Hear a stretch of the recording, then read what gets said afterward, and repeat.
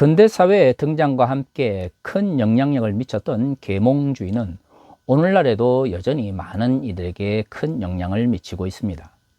계몽주의의 가장 중요한 핵심은 인간은 합리적인 사유를 한다라고 하는 것이죠. 그것은 바로 인간이 이성적인 존재이기 때문입니다. 그렇기 때문에 이성과 합리성에 기반해서 인간이 판단을 하고 사회적 문제를 그렇게 풀어 나아간다면 우리가 살아가는 이 세상 속에서 천국과 같은 가장 이상적인 형태는 아닐지라도 유토피아와 같은 보다 나은 사회는 만들어질 수 있다라는 생각을 가지고 있었던 것이죠. 그렇기 때문에 프리드리히 니체가 인간을 힘을 향한 욕망의 존재, 권력을 향한 욕망의 존재라고 묘사했을 때 당시의 많은 이들은 니체의 주장을 멸시하였습니다. 하지만 우리는 알고 있죠. 20세기 제1, 2차 세계대전을 통해서 근대 계몽주의를 꿈꿨던 이들이 이상적으로 생각했던 그러한 사회는 현실 속에서 도래하지 않았다라고 하는 것을 말이죠. 인간이 분명 이성적이고 또한 합리적인 생각을 하는 것은 사실입니다. 하지만 그러한 것들이 때로는 인간이 기본적으로 가지고 있는 욕망으로 인해서 왜곡될 수 있다는 것을 우리는 알고 있습니다.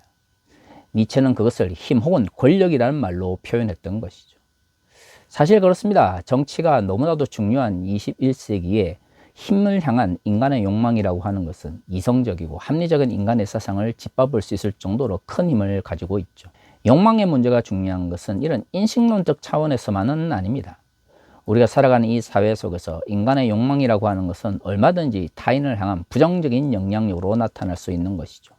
흔히 범죄라든가 타인에 대한 악행들로 나타날 수 있는 것이 또한 인간의 욕망입니다.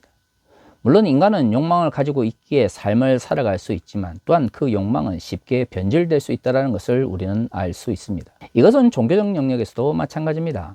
사람들은 하나님의 뜻대로 살아가려고 노력해야 된다라고 말을 하지만 실질적인 생활 속에서는 자신의 욕망에 따라 잘못된 행동을 할 때가 많습니다. 그것이 사회적 영역에서 나타나게 되면 반사회적 행동 혹은 범죄라고 하는 형태로 나타나는 것이고요. 그것이 종교적 영역으로 나타날 때 하나님 앞에서 죄를 짓는다라고 말을 하는 것이죠.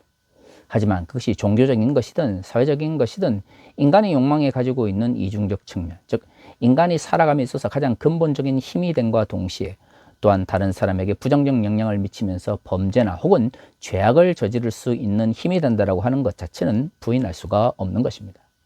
그래서 성경에서는 그리스도인들의 사회적 윤리뿐만 아니라 종교적 영역에서의 삶에 있어서도 욕망의 문제를 매우 자세히 다루고 있는 것이죠. 성경에서 시험이라고 표현되어 있는 일들은 대부분 인간의 욕망의 문제와 연결되어 있습니다. 인간이 왜 시험을 받을까요? 그렇죠. 만약 우리가 이성적으로 합리적으로만 생각한다면 인간은 결코 시험을 받을 이유가 없습니다. 하지만 인간이 그렇지 못한 존재이기 때문에 우리는 시험을 당하게 되는 것입니다. 그래서 성경에서 수없이 많은 시험에 대한 경고와 권면의 말씀이 담겨져 있는 것입니다. 오늘 우리가 읽은 이 본문의 말씀도 대표적인 시험과 관련되어 있는 권면의 말씀이라고 알 수 있는 것이죠. 그런데 말이죠, 과거의 한국교회에서 이 본문은 굉장히 잘못된 방식으로 해석되어져 왔습니다. 그럴 수밖에 없는 것이 오늘 우리가 읽은 본문 말씀, 즉 야고보서 1장 12절에서 18절 말씀은 시험에 대한 하나의 말씀이지만 사실 자세히 살펴보면 여기서 말하고 있는 시험이라고 하는 것은 두 가지 성격을 가지고 있다라고 하는 것이죠. 사실 오늘 우리가 읽은 이 본문의 말씀은 하나의 주제로서 사용되어지는 것처럼 보여집니다. 하지만 사실 오늘 본문을 잘 구조적으로 분석해 보면 1장 1절에서 12절까지 말하고 있는 주제와 13절에서 18절까지 말하고 있는 주제가 서로 다른 주제를 다루고 있다는 것을 알 수가 있는 것이죠. 12절은 이렇게 이야기합니다. 시험을 참는 자는 복이 있나니 이는 시련을 견뎌낸 자가 주께서 자기를 사랑한 자들에게 약속하신 생명의 면류관을 얻을 것이기 때문이라. 12절에서 말하고 있는 시험은 하나님께서 견뎌내는 자들에게 상을 주는 시험입니다. 그리고 그것은 그리스도인으로서 믿음을 가진 자로서 반드시 견뎌내야 하는 것이죠. 흔히 말하는 믿음의 시련이라고 하는 것이 바로 여기에 포함되는 것이죠. 믿음을 견고히 하고 하나님의 영광을 위해서 견뎌내야 된다고 말하고 있는 것입니다. 그런데 말이죠, 12절에 시험에 대한 이야기를 하고 나서 13절에 전혀 다른 시험에 대한 이야기를 합니다. 13절은 이렇게 이야기합니다. 사람이 시험을 받을 때 내가 하나님께 시험을 받는다 하지 말지니 하나님은 악에게 시험을 받지도 아니하시고 친히 아무도 시험하지 아니하시느니라. 13절에서 18절은 하나님께서 주시는 시험이 아니라 스스로 잘못을 저질러, 즉 사람들이 자신의 욕망에 이끌려 잘못된 행동을 했을 때 겪게 되는 어려움을 이야기하는 것입니다.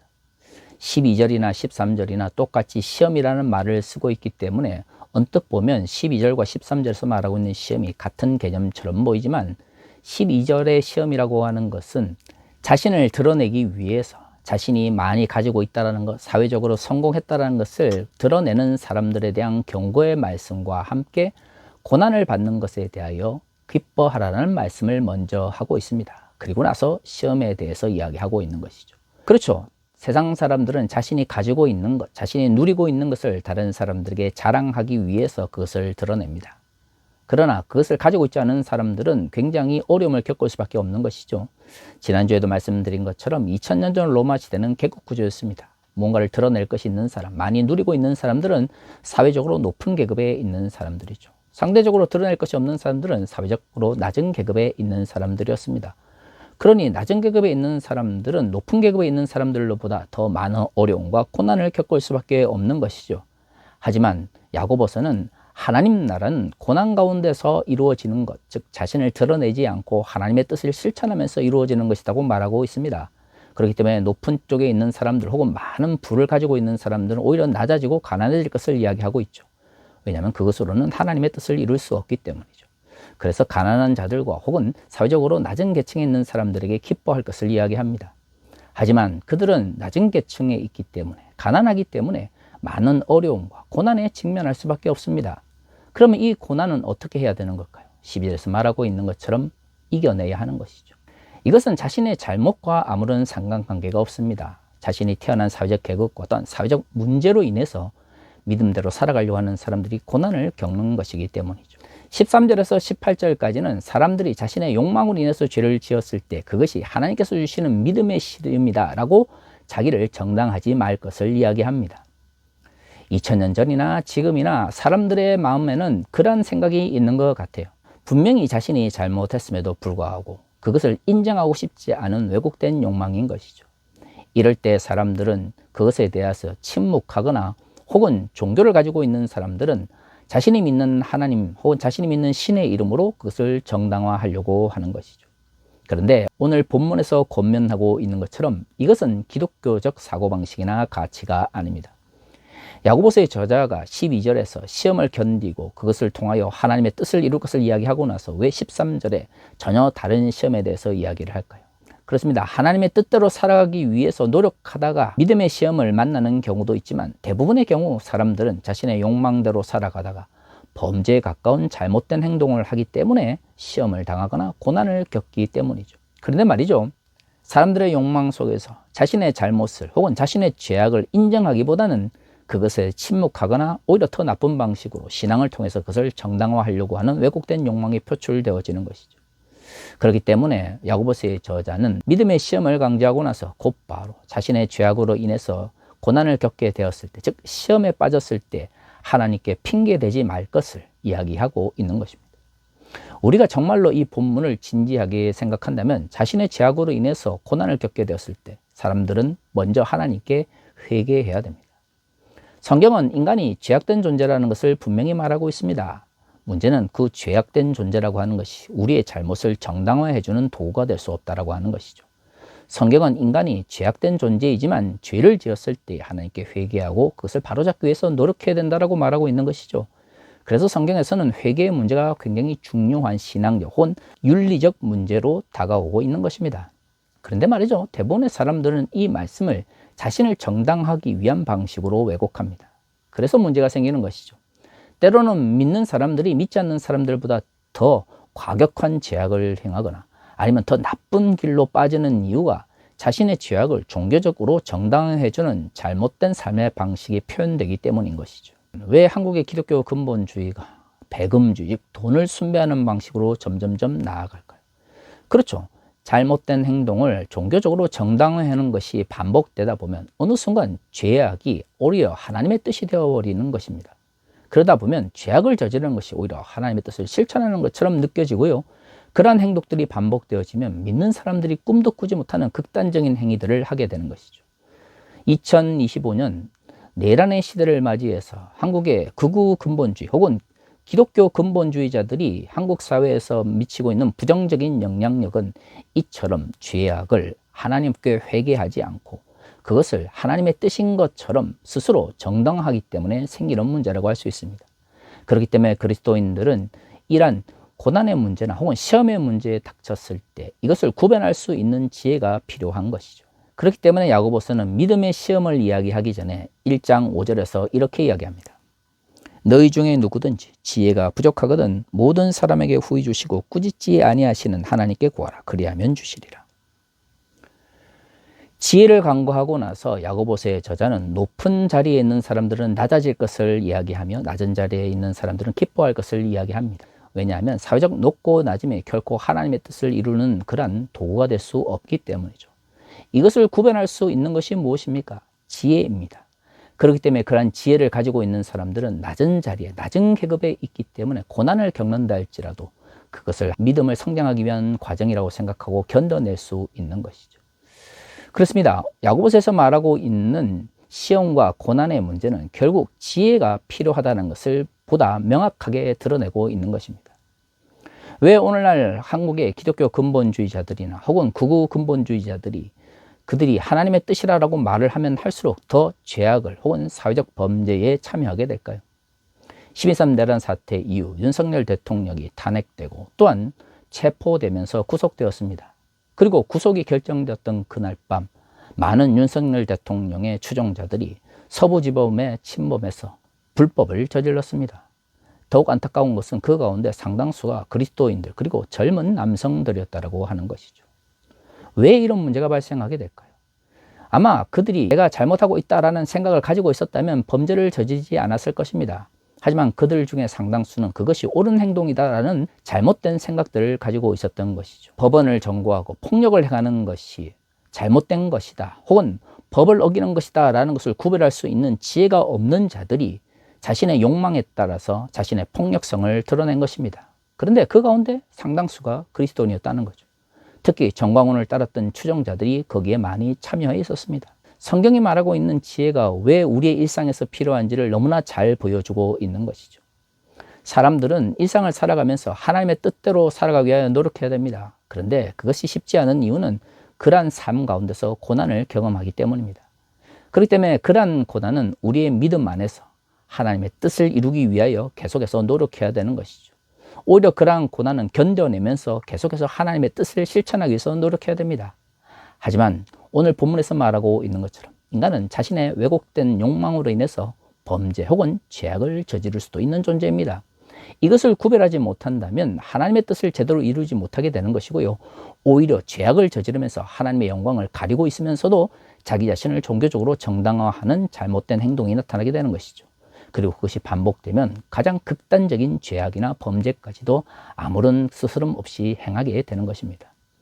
그래서 고난의 문제나 시험의 문제가 닥쳤을 때 이 두 개를 구별할 수 있는 지혜가 반드시 필요한 것이죠. 그래서 야고보서의 저자는 고난의 문제를 말하기 전에 반드시 하나님께 지혜를 간구할 것을 말하고 있습니다. 하지만 말이죠, 과거 한국교회에서는 고난을 이렇게 구분하는 것 자체에 대하여 아무런 관심을 가지지 않았습니다.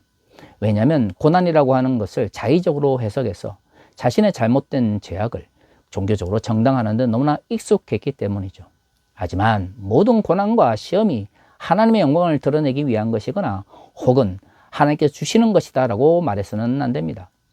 분명히 하나님 뜻을 이루기 위한 실천적 삶, 야고보서가 말하고 있는 선의 실천이 전제되어 있을 때에만 하나님께서 기뻐하시고 또한 반드시 극복해야 되는 시험인 것이죠. 그러지 않은 시험, 즉 자신의 욕망을 위해서 저지르는 잘못에 대해서는 먼저 회개해야 됩니다. 그것은 믿음이라는 이름으로 정당화하거나 견뎌내는 것이 아니라 하나님께 나아가 자신의 죄악을 고백하고 다시는 그런 죄를 짓지 않도록 하기 위하여 노력해야 되는 것이죠. 왜냐하면 하나님은 그 어떤 존재로부터 시험 받지도 단 어떤 누구도 시험하지 않으신다는 것이죠. 여기서 말하는 시험이라고 하는 것은 하나님께서 정의와 공의에서 벗어나서 자의적으로 다른 사람들에게 어려움을 주신다는 것을 전제로 하고 있습니다. 하지만 우리는 알고 있습니다. 하나님은 전지하시며 전능하신 분이라는 거 말이죠. 그런 분이 무엇이 부족해서 다른 사람들을 시험하시면서 그 사람의 마음을 떠보겠습니까? 그렇기 때문에 13절에서 18절의 말씀은 하나님 앞에서 죄를 지은 자들이 하나님께 그 책임을 돌리거나 종교적으로 그것을 정당화해서는 안 된다는 것을 반복해서 말하고 있는 것이죠. 가장 큰 문제는 그런 식의 일들이 반복되면 15절에 있는 것처럼 그러한 인간의 욕망 혹은 욕심이 결국에는 인간을 죄악으로 이끌게 된다고 하는 것입니다. 과연 그것을 성경이 말하고 있는 믿음이라고 말할 수 있을까요? 그러한 믿음을 가지고 있는 사람들을 향하여 기독교인이라고 말할 수 있을까요? 저는 결코 그렇게 부를 수 없습니다. 자신의 죄악으로 인하여 죄를 지었고 고난을 받았다면 하나님께 마땅히 나아가 회개하는 것이 옳습니다. 폭력을 사용하고 한 국가의 질서를 무너뜨리려고 하는 이들이 하나님 이름으로 그것을 정당화한다면 그것은 정말로 욕심이 잉태해서 죄를 낳고 죄로 인하여 사람들을 멸망에 이르게 되는 것이지, 그 어떤 경우에도 성경이 말하고 있는 또는 기독교적 믿음이라고 말할 수 없는 것이죠. 사랑하는 성도 여러분, 정말로 이 세상을 살아가면서 하나님 뜻대로 살아가기를 원한다면 우리는 고난과 시험을 담담히 받아들일 수 있는 준비를 해야 됩니다. 하지만 그 고난과 시험은 지혜가 없이는 올바르게 구분할수록 올바르게 대처할 수도 없습니다. 하나님께서 우리의 믿음을 위하여 허락하시는 시험과 우리의 죄악으로 인하여 경험하게 되는 시험을 구별하지 못하는 자는 결코 그리스도인으로서 하나님의 뜻을 이 땅에 실현할 수 없는 것이죠. 한국 교회가 지혜 없는 이들을 추종자로 만들면서 자신의 욕망과 욕심을 위해서 사람들을 조종하고 있습니다. 언제까지 극우 근본주의가 기독교 극우 세력들이 한국 교회를 몰락으로 이끄는 것을 지켜만 봐야겠습니까? 지금이라도 비판하며 올바른 방향으로 나아갈 수 있도록 저항하는 우리의 삶의 모습이 반드시 필요한 시대임을 함께 고민할 수 있기를 소망합니다. 다시 기도하겠습니다.